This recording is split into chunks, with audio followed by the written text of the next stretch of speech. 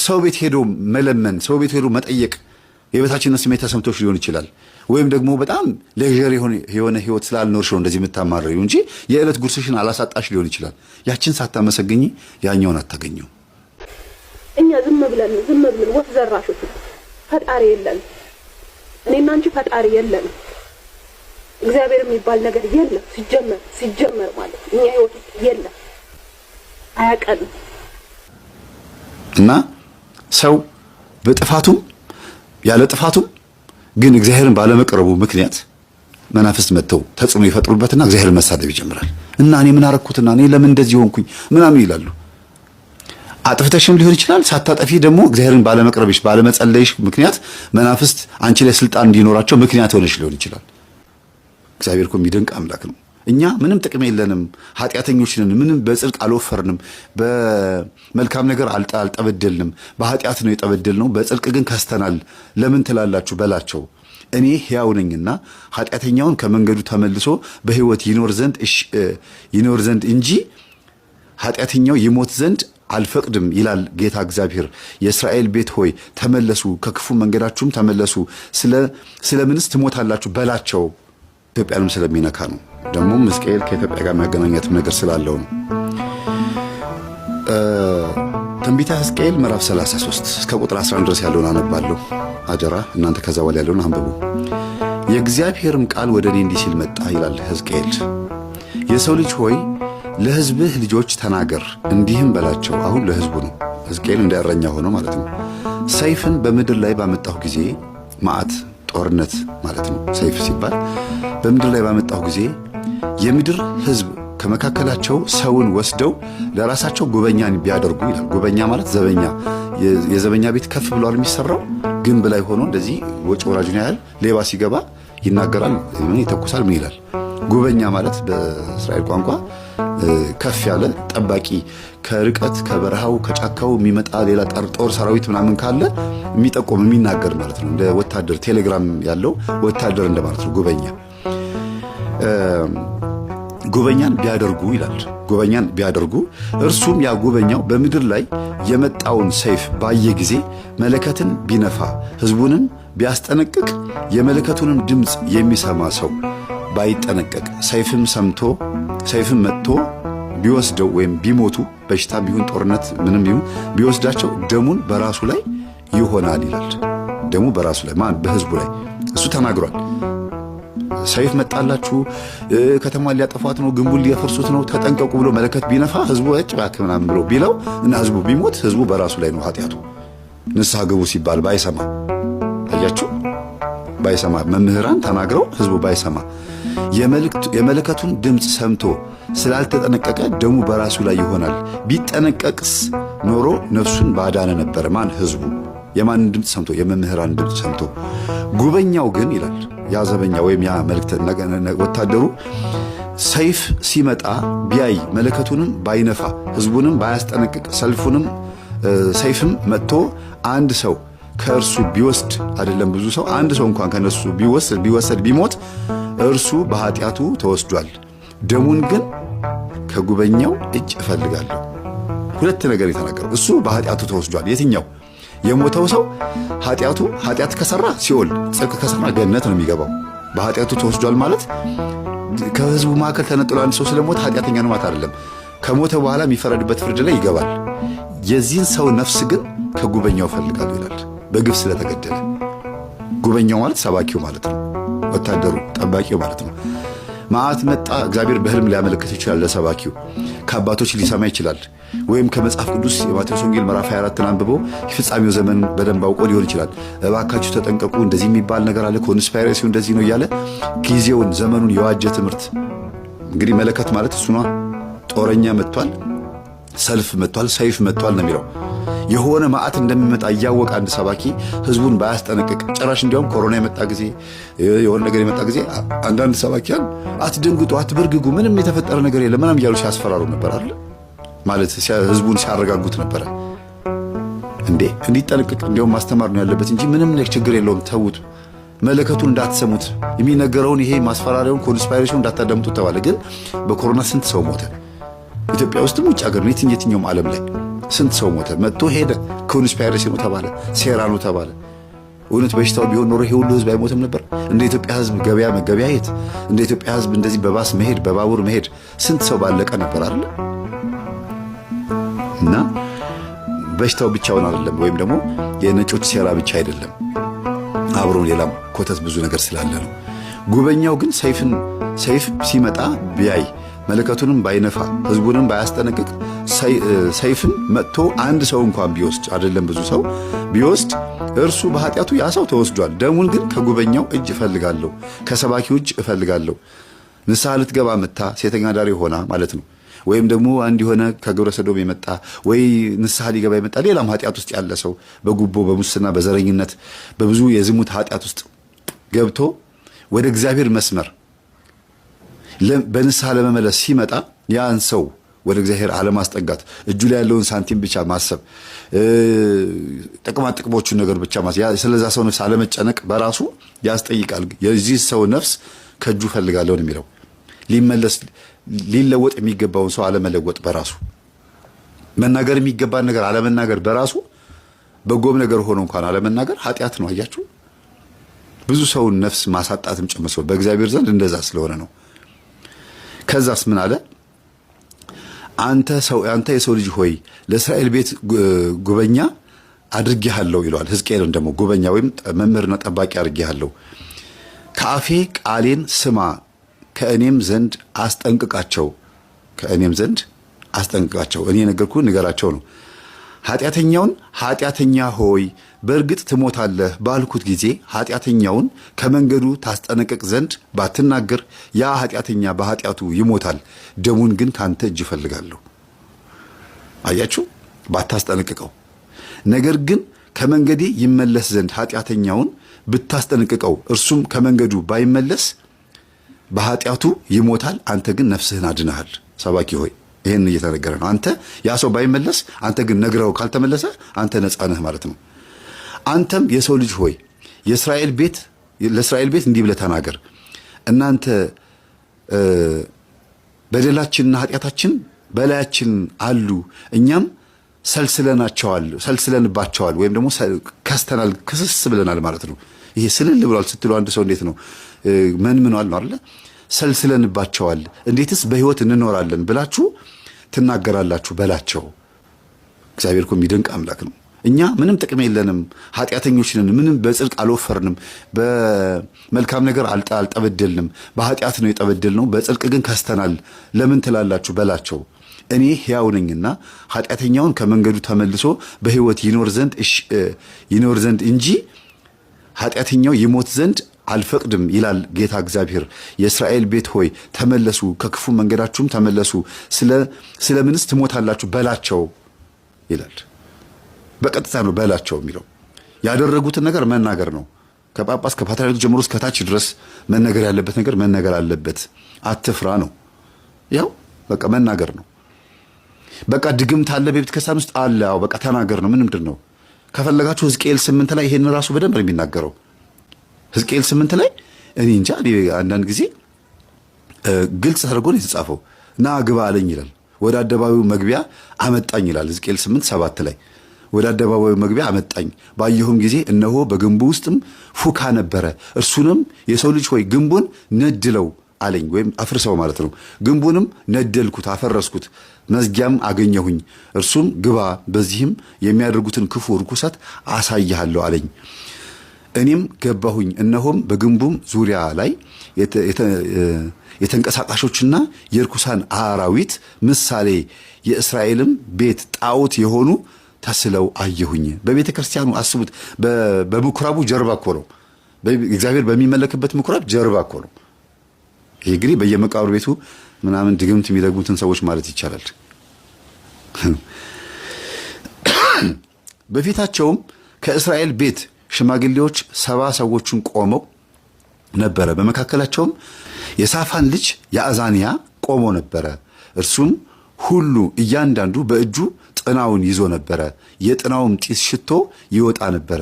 እርሱም የሰው ልጅ ሆይ የእስራኤል ቤት ሽማግሌዎች በጨለማ እያንዳንዱ በስዕሉ ፊት የሚያደርጉትን አይተሃልን? እነርሱ እግዚአብሔር አያየንም፣ እግዚአብሔር ምድሪቱን ትተዋታል ይላሉና አለኝ። ኧረ የሚገርም ነው።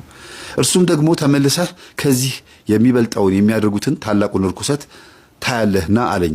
ወደ ሰሜንም ወደሚመለከተው ወደ እግዚአብሔር ቤት በር መግቢያ አመጣኝ። እነሆም ሴቶች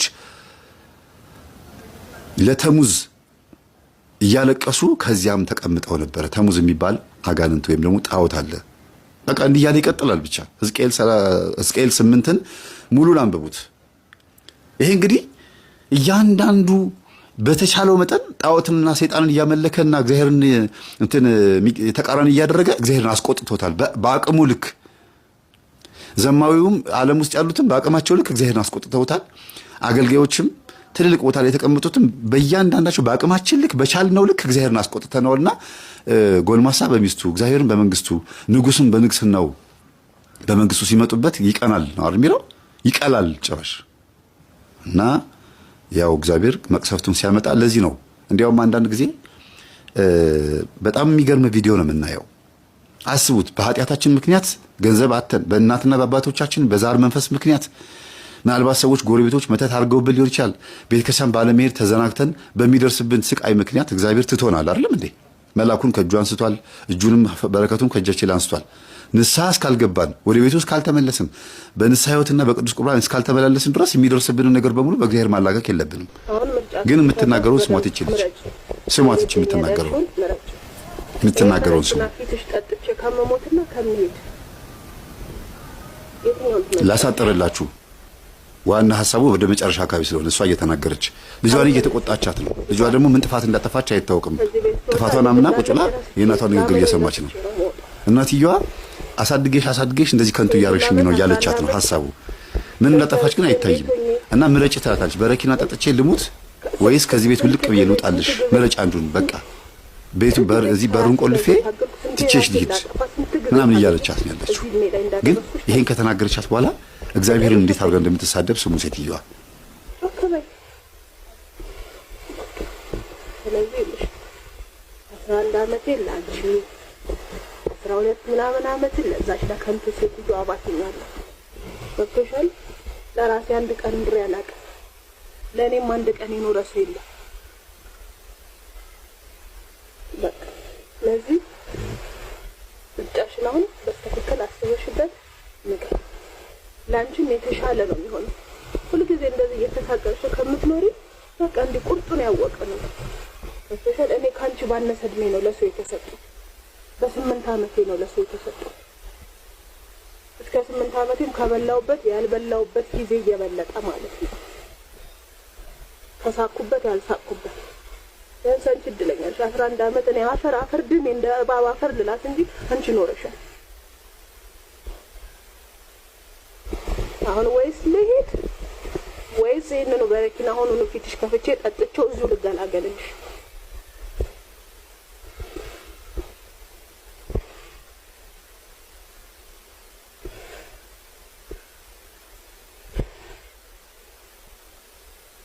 ማለት እየጠበኩሽ ወይስ ልሂድ ወይስ ይሄን በረኪና እንደምታውቂው ለመጨረሻ ጊዜ ትልልቅ ሰዎች ነው ይጆሉ ለምኛለሁ።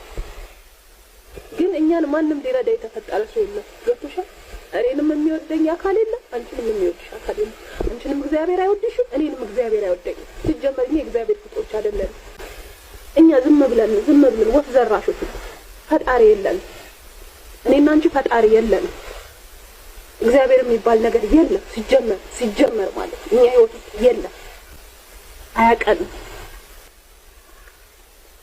እግዚአብሔር ቢያውቅ ኑሮ በዚህ ልክ እንደዚህ ባልሆንኩ ነበር። በዚህ ልክ ባልተሰበርኩ፣ በዚህ ልክ ባልወደቅኩ ነበር። በዚህ ልክ ይሄን ሁሉ ዓመት እንደዚህ ሲሆን አንድ ድጋፍ ባላጣው ነበር። እኔ ያላባት አድጌ ያላባት አንቺ ያላባት ባልሰጠኝ ነበር እግዚአብሔር ቢኖር። እግዚአብሔር የለም። እሱ በሰው ቁስል የሚደሰት ነው፣ በሰው ህመም የሚደሰት ነው፣ በሰው እንባ የሚታጠብ ነው። በቃ እኛ ያለን አምላክ ይሄ ነው። በኔ ለቅሶ የሚስቅ ነው ያለው፣ በኔ ህመም የሚስቅ ነው ያለው፣ በኔ መጎዳት የሚስቅ ነው ያለው። እኔን እየሰበረ መዝናናት የሚወድ አምላክ ነው ያለው።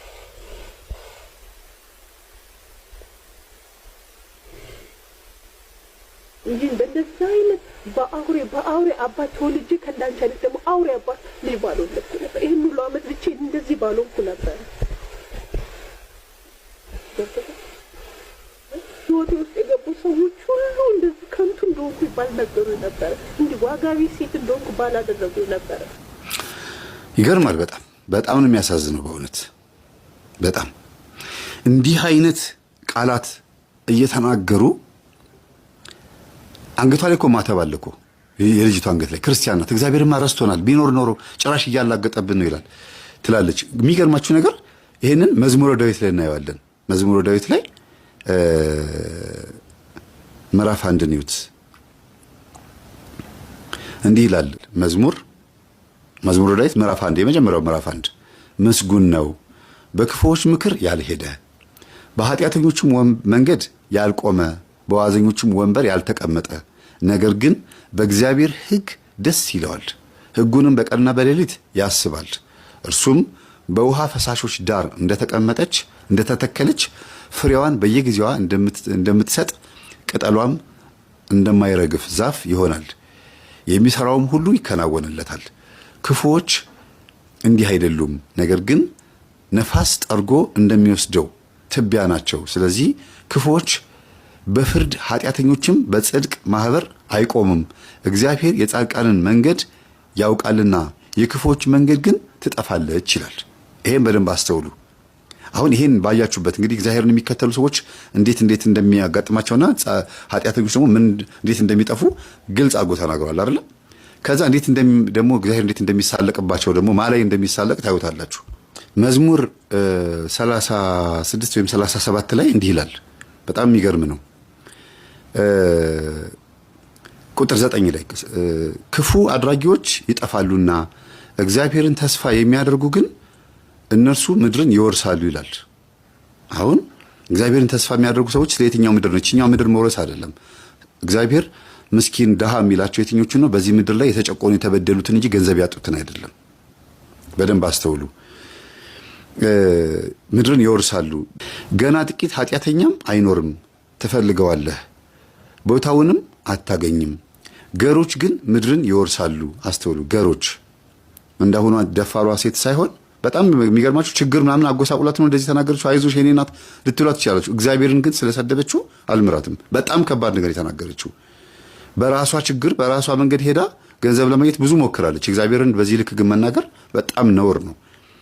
እንዲህ ይላል፣ ገሮች ግን ምድርን ይወርሳሉ፣ በብዙም ሰላም ደስ ይላቸዋል። በብዙም ሰላም፣ የትኛው ሰላም? እንግዲህ ምናልባት ሰላም የሚገኘው በምንድነው የሚለውን ማሰብ ያስፈልጋል። ኃጢአተኛ ጻድቁን ይመለከተዋል ወይም ይከበዋል፣ ጥርሱንም በእርሱ ላይ ያፏጭበታል፣ ያንቀራጭጫል፣ ያንገጫግጫል ይላል። እንግዲህ ኃጢአተኛ ጻድቁን ይመለከተዋል ይላል። ያለበትን ይሄ ቡዳ ማለት እኮ ነው። ኃጢአተኛ ጻድቁን ይመለከተዋል ሲል መመልከት ችግር የለውም መቼም። ኃጢአተኛ ጻድቁን ካላየ ማን ሊያየው? ግን በክፉ አይን እንደሚመለከተው ማሳያ ነው የቡዳ መንፈስ መሆኑን። የሱ ሀብት ባለኝ፣ የሱ ንብረት በኖረኝ፣ እንደሱ ቤት በኖረኝ ብሎ መመኘት፣ ኤክሰሲዮር ነገር መመኘት፣ ያለኝ ይበቃኛል ብሎ አለማመስገን ማለት ነው። ኃጢአተኛ ጻድቁን ይመለከተዋል፣ ጥርሱንም ያው ቡዳ መሆኑ ምልክቱ ሁልጊዜ ጥርስ ማንቀራጨጭን ከቡዳ ጋር ማገናኘው ይሄ ነው ትልቁ ነገር። ጥርሱንም በእርሱ ላይ ያንቀራጭጭበታል፣ ያንገጫግጭበታል ይላል። ይቀናል። በቃ ሀብቱንማ መውሰድ አለብኝ እሰልበዋለሁ ምናምን ይላል። እንደሱ ካልኖርኩኝ ምን ያደርግልኛል ላይፍ ይላል። ሴትዮዋ ስትናገር ቤቱ ሶፋውን ቤቷን ተመልከቱ እስቲ። እንደው በእርግጥ እቃ ምግብ መብል አይሆንም። እቃ ኖራት አላት ማለት ምግብ አላት ማለት አይደለም። ግን የተሻለ ኑሮ ለመኖር የምትፈልግ ሰው መሆኗን በእቃው ያስታውቃል። ይሄ የሆነ በቃ ሌክዠሪ የሆነ ነገር እንደምትፈልግ ምናልባትም ደግሞ ስጠኝ ያለችውን ነገር በሙሉ ስላልሰጣት ነው እንደዚህ የምታማርረው። የሚያስፈልጋትን ነገር ሰጥቷታል። ኢቭን ስልክ ሁሉ አላት፣ እየቀረጸች ነው እኮ በስልክ ግን እግዚአብሔርን እየሰደበችው ነው። በጤና በህይወት አኑሯታል እኮ። የሚገርም ነው። ሰው በዚህ ልክ እንደዚህ ይናገራል። በምን ምክንያት ነው እኔ እንደዚህ ሆንኩት ብሎ ማሰብ ያስፈልጋል። እኔም ግን ምን ሰርቻለሁ? ምን በድየዋለሁ? እግዚአብሔር ምንድን ያደረኩት እስቲ ላጥና ብሎ ስለ ኃጢአት ማሰብ አንድ ነገር እኮ ነው። በእናትና በአባት የዛር መንፈስ ምክንያትም በቤተሰቦች ባዕድ አምልኮ ምክንያትም እንደዚህ ሆኛለሁ ብሎ ማሰብም አንድ ነገር ነው። ተረግሜም ሊሆን ይችላል ብሎ ማሰብም አንድ ነገር ነው። እርግማንም ይደርሳል፣ መዋርትም ይደርሳል። የጎረቤት መተት ምቀኛም ሊሆን ይችላል። የተናደደችብኝ የዛተችብኝ ሴት ልትኖር ትችላለች፣ የሆነ ነገር ሆኛለሁ ማለት ነው ብሎ ማሰብም መጠመቅም አንድ ነገር ነው። ይገርማል በጣም። ልጅ ላይ የዚች 11 ዓመት ልጅ ላይ በዚህ ልክ እንደዚህ መጮህ ምንም እኮ አታውቅም። በነገራችን ላይ በህግ ሁሉ መጠየቅ አለባት፣ መከሰስ አለባት። አንዲት ልጅ እንደዚህ ማስጨነቅ ቁጭ አድርጎ ወይ እሞታለሁ ወይ ጥዬሽ እሄዳለሁ ብሎ ማሰብ፣ እንደዚህ በር ዘግቼብሽ እንደዚህ አደርጋለሁ ብሎ ማሰብ በጣም ያስከስሳል፣ ያስጠይቃል። በእሷ ቤት አሁን እንድናዝንላት በቃ አይዞሽ የኔ ናት እንድንላት ነው የፈለገችው አይደለም? ኖ በጣም ከባድ ነገር ነው ያጠፋችው። የልጅቷን አይምሮ ነው የምትጎዳት። እሺ ማየ ከዚህ በኋላ አትሙችብኝ በቃ ምንም አታርጊብኝ ብላ ልጅቷ ዝሙት ህይወት ውስጥ ብትገባስ፣ ገንዘብ ለማግኘት የማይሆን ነገር ውስጥ ብትገባስ፣ እሺ ይቀርላታል? ከባድ ነው። እና ኃጢአተኛ ጻድቁን ይመለከተዋል፣ ጥርሱንም በእርሱ ላይ ያንገጫግጭበታል ይላል። በክፉ ዓይን ታይታ ሊሆን ይችላል ልጅ ባላት ነገር ያላትን የሚወስድባት መንፈስ ሊኖር ይችላል። የሆነ ሰው ንብረቷን እያየባት ብኩል ልትሆን ትችላለች። ገንዘቡ አልበረከት ብሏት ሊሆን ይችላል። እግዚአብሔር ይስቅበታል ይላል። በዛ በኃጢአተኛው እግዚአብሔር ይስቅበታል፣ ቀኑም እንደሚደርስ አይቷልና እና ሟች በአንቺ ላይ ቢያንዣብብም ቀኑ እንደሚደርስበት አይቷል። አንቺም ላይ እግዚአብሔር ሳቀብኝ ካልሽ በኃጢአትሽ ምክንያት ነው ሊስቅብሽ የሚችለው፣ ሌላም ቦታ ላይ ስላለ ነው። ኃጢአተኞች ሰይፋቸውን መዘዙ፣ ቀስታቸውንም ገተሩ፣ ድሃውንና ችግረኛውን ይጥሉ ዘንድ ልብ ቅኖችንም ይወጉ ዘንድ ይላል። ስለዚህ ልበ ቅን ሆነሽ በጣም የዋህ ሆነሽ በቅንነት የቀረብሻቸው ሰዎች ጎድተውሽ ሊሆን ይችላል። አንቺም ደግሞ ሰዎችን ጎድተሽ ሊሆን ይችላል። ስለዚህ ማጥናት ነው የሚያስፈልገው፣ ቼክ ማድረግ ያስፈልጋል። ልበ ቅኖችን ይወጉ ዘንድ ቀስታቸውን መዘዙ ነው የሚለው። ቀስት የተባለው መተት ነው፣ ድግምት ነው፣ አጋንንት ነው። ሌላ ቀስት የለም፣ ምላስ ነው፣ ሟርት እርግማን ነው። ይሄ ነው ለዚህ ከንቱ ነገር የሚያስቀርሽና ወረድ እያልሽ ስታነብ ይገርማል። መዝሙር 37 36 37ን ከቁጥር 15 በኋላ ያለውን አንተ አንብቡት። ሰይፋቸው ወደ ልባቸው ይግባ እያለ ደግሞ መልሶ ይናገራል። እንደዚህ ብለሽ ነው መጸለይ ያለብሽ። እኔ ላይ መጥፎ ያሰቡብኝ ሰዎች ሰይፋቸው ወደ ልባቸው ይግባ፣ ቀስታቸውም ይሰበር፣ ለጽድቅ ያለው ጥቂት ከብዙ ኃጢአተኞች ሀብት ይበልጣልና እያልሽ ነው መጸለይ ያለብሽ። እና እንዲህ አይነት ጸሎቶችን እየጸለይን መዝሙረ ዳዊትን እየጸለይን ጠላታችን ብናባረር መልካም ነው። እግዚአብሔር ይስቅባቸዋል፣ ይሳለቅባቸዋል የተባሉት ማን ናቸው? ኃጢአተኞች ናቸው፣ ክፉዎች ናቸው። አንቺ እንደዛ ነሽ፣ ሳቀብኝ የምትዩ ኃጢአተኛ ስለሆንሽ ሊሆን ይችላል። ስለዚህ እግዚአብሔር እንዳይስቅብሽና እንዳይሳለቅብሽ ነገ እንደምትሞቺ፣ ምክንያቱም የሚበላ የሚጠጣ አዘጋጅቷል። ዝናቡን ያዘንባል፣ ቤትሽ እህል ይመጣል፣ በቃ ሁሉ ነገር ሙሉ ነው። ገንዘብ የለኝም ልትይ ትችያለሽ፣ ግን ሰው ቤት ሄዶ መለመን፣ ሰው ቤት ሄዶ መጠየቅ የበታችነት ስሜት ተሰምቶሽ ሊሆን ይችላል። ወይም ደግሞ በጣም ሌጀር የሆነ ህይወት ስላልኖርሽ ነው እንደዚህ የምታማረሪው እንጂ የዕለት ጉርስሽን አላሳጣሽ ሊሆን ይችላል። ያችን ሳታመሰግኝ ያኛውን አታገኘው። እና ሰው በጥፋቱም ያለ ጥፋቱም ግን እግዚአብሔርን ባለመቅረቡ ምክንያት መናፍስት መጥተው ተጽዕኖ ይፈጥሩበትና እግዚአብሔርን መሳደብ ይጀምራል። እና እኔ ምን አረኩትና እኔ ለምን እንደዚህ ሆንኩኝ ምናምን ይላሉ። አጥፍተሽም ሊሆን ይችላል። ሳታጠፊ ደግሞ እግዚአብሔርን ባለመቅረብሽ ባለመጸለይሽ ምክንያት መናፍስት አንቺ ላይ ስልጣን እንዲኖራቸው ምክንያት ሆነሽ ሊሆን ይችላል፣ ወይም ሆነህ ሊሆን ይችላል። እና በጣም በጣም ጥንቃቄ ማድረግ አለብን። ይሄንን የተናገርኩት ከምን አንጻር ነው? ቅድም ሰው በአቅሙ ልክ በቻለው መጠን ልክ እግዚአብሔርን አስቆጥቶታል። ህዝቡን ልክና እንደ ልጅቷ በአቅሟ ልክ እግዚአብሔርን አስቆጥተዋለች። ልክ እንደ ኤቲስትና እንደ ፓጋን እንደገናም ደግሞ አገልጋዮቹም ሁሉም በአቅሙ ልክ ገዢዎቹ፣ ባለጊዜዎቹ፣ ነገስታቱም፣ ጠቅላይ ሚኒስትሩም አጠቃላይ ሁሉም በአቅሙ ልክ እግዚአብሔርን የሚያስቀይምበት የራሱ የሆነ መንገድ አለው። ስለዚህ እግዚአብሔር የሚያመጣውን ነገር ደግሞ አሜን ብሎ መቀበል ነው። ምንም ሲያዘንብ የዘነበውን መበስበስ ግዴታ ነው።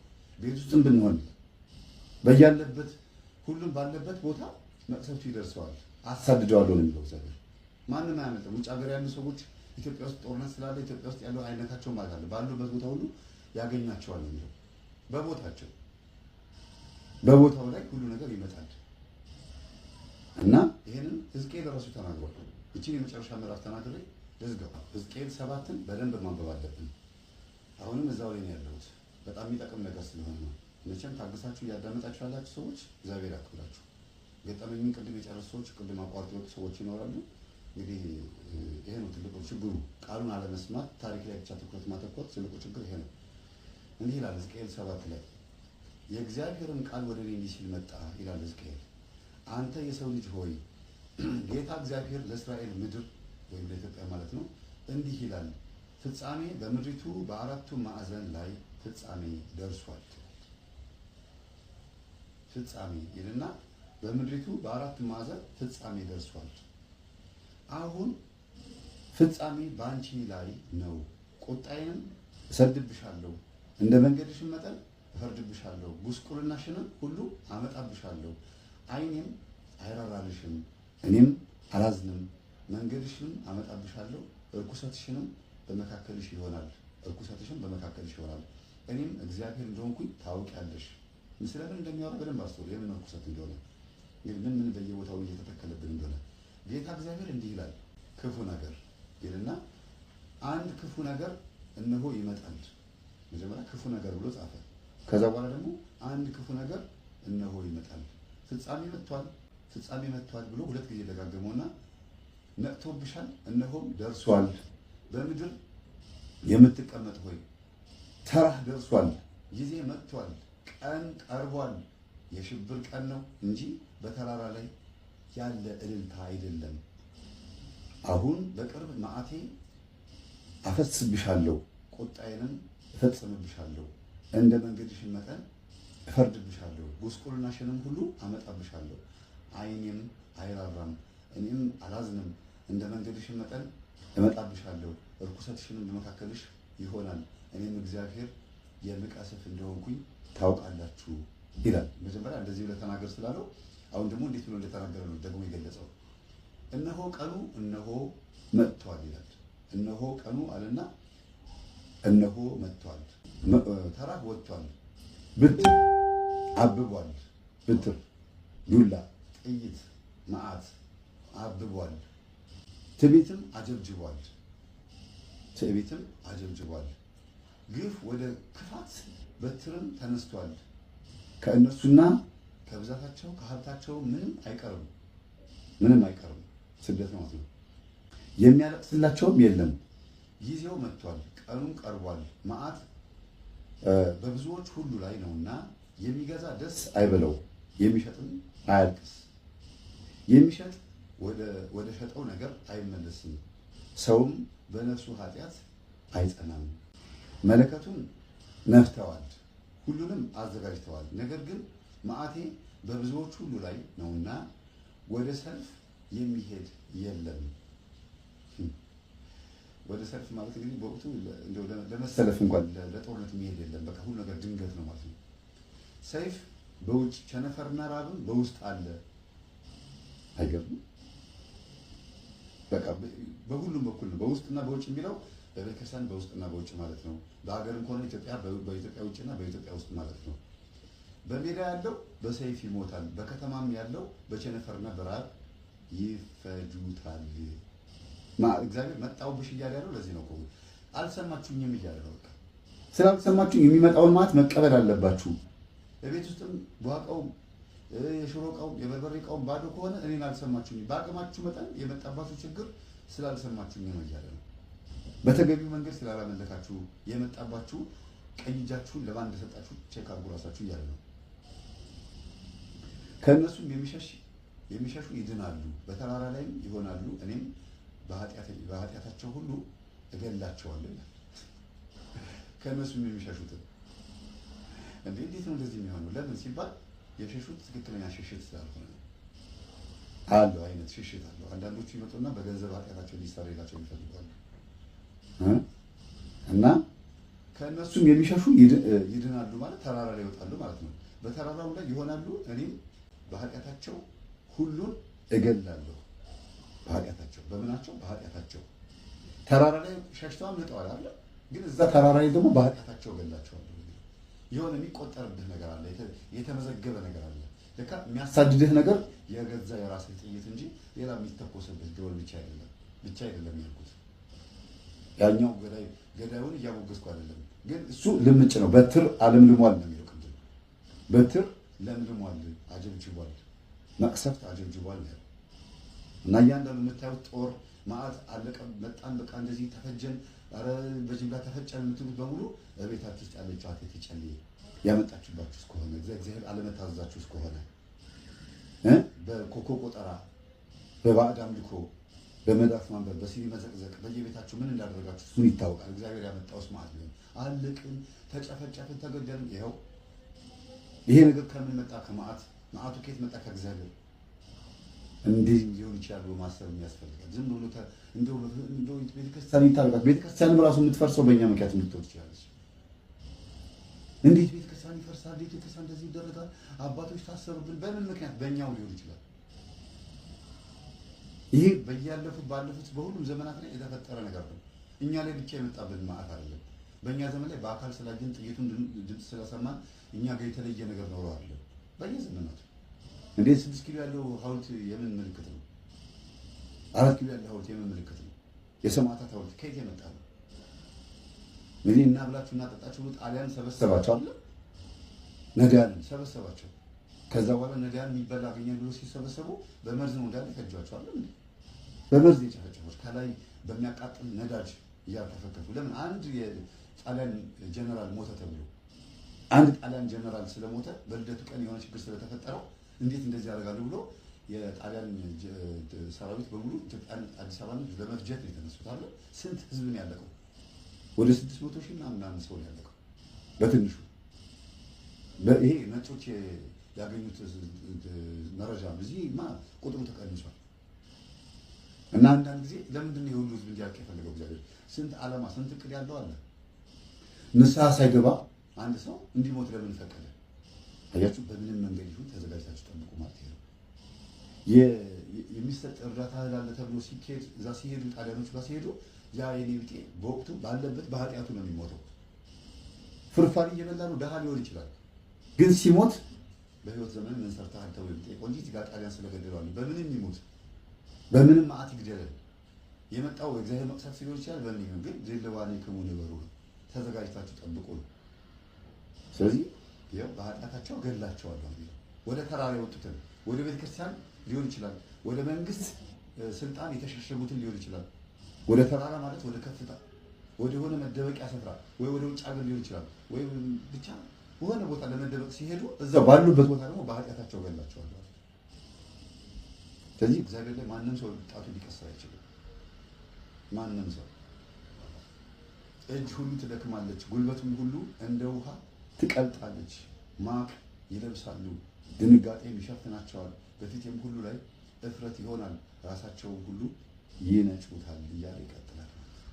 እናንተ ያው በየቦታው ሞት ለቅሶ ምናምን ትሰማላችሁ አይደለም? ከየትም አይደለም። ግድ የላችሁም። እግዚአብሔርን ሁሉም በቤቱ እግዚአብሔርን ይቅር በለኝ ብሎ ንስሐ ቢገባ ንስሐ አባት ጋር ቢሄድ ቅዱስ ቁርባን ቢቀበል በአጠቃላይ ትክክለኛ የሆነ መንፈሳዊ ተግባራዊ ክርስትና ሕይወት ውስጥ ብንገባ ምንም አይነት ነገር በእኛ ቢመጣም እንኳን ሰማዕት ነን ነው። እንደ ኃጢአታችን እንደ ጽድቃችን እግዚአብሔር ይፈርዳል። ብናልቅ እንኳን አልኳችሁ እኮ በምንም አይነት መንገድ ይሁን ህዝብ ሊያልቅ ይችላል።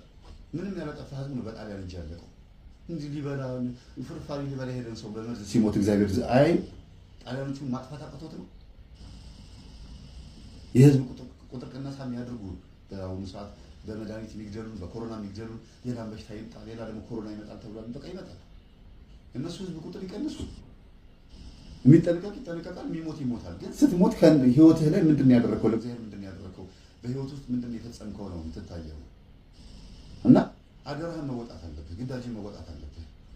ለፍተህ ጥረህ ግረህ ብላ የሚለውን ቃል ማሰብ ያስፈልጋል። ያን ሞክረህ እንኳን እንዲሁ ካለ ለምነህ ትበላለህ። ነፍስህን ለማቆየት ራስን ማጥፋት ስለማይፈቀድ ማለት ነው። ራስን ማጥፋት እግዚአብሔር ነው ያንተን ነፍስ የሚገላግላት፣ አንተ አይደለም። ማዕትን መጥቶ ሊሆን ይችላል። አንድ ልጅ አውቃለሁ በጣም ተሰቃይቶ ቁስል በቁስል ሆኖ መከራውን ያየ ልጅ ወደ 25-26 ዓመቱ ነው። እንደው በቃ ሲያሳዝን ብታየው ጸበል ቦታ ላይ ሽትት ያለ ዝንብ የወረረው ልጅ ነው። የሁሉ መከራ የመጣበት በእናቱ ዛር ምክንያት ነው። ምን እንዳለ ታውቃላችሁ? ሻግናን ተስፋ ትምህርትን እንኳን አዳምጣለሁ አለ ማርያምን አልኩት። በቃ አሳዘነኝ ታውቃላችሁ። ቤተክርስቲያን በለቁ ጭሮ ዝንቦች ወረሩት ምናምን በእውነት አልኩት። ታዲያ እንዴት ነው ይሄ ነገር? ስለ ጊዜ ተው ችግር የለውም እናቴ ላይ የነበረው ዛር እንደዚህ የሚያደርገኝ ደስ ይበልህ እስቲ ስጋዬ እንደፈለግህ አድርግ ብዬዋለሁ። እና እኔ ለራሴ ኢዮብ ብዬ ስም አውጥቼለታለሁ። የኢዮብን በረከት ለማግኘት አለኝ። በስመ አብ ወወልድ ወመንፈስ ቅዱስ ብዬ ነው በጣም ዘንኩት በእውነት። በቃ ይሄ ልጅ አሁን ጻድቅ በሉት በቃ አውቀዋለሁ ምን እያደረገ እንደሆነ አጋንንቱ አውቆ እንዲህ በህልም ይመጣል፣ ያስፈራራኛል። በጥቁር ቁራ እየመጣ ይቦጭቀኛል። ቁስሌን መተው ይበሉብኛል። ሌሊት አይጥ እራሱ መታ ቁስሌን ትበላብኛለች። ቢንቢዎች በአቅማቸው በቃ ማለት ተው ይቻልና ግን እኔ ደስተኛ ነኝ አለኝ። ተነስተህ ለምን ሕክምና ትሄዱ? ጊዜ ሐኪሞቹ ሊጠጉኝ አልቻሉም። በሕክምና የሚድንም አይደለም ማለት የአቡነ ሐራ ድንግል ጸበል ስለ ጊዜ አንድ እህቴ ነግራኛለች። እዛ ሄዳለሁ አለኝ። ከዛ በኋላ ይቻላል።